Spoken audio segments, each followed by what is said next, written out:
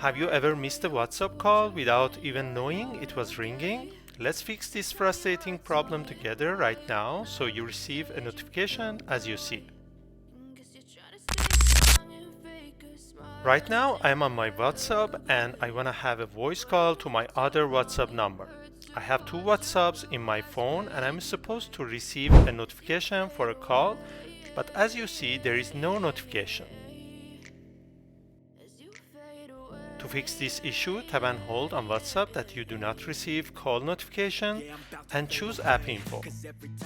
Navigate to Notifications and turn on all notifications.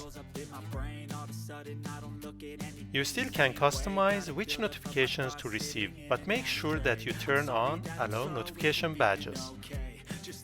Now that you fixed the issue, let's test WhatsApp call again.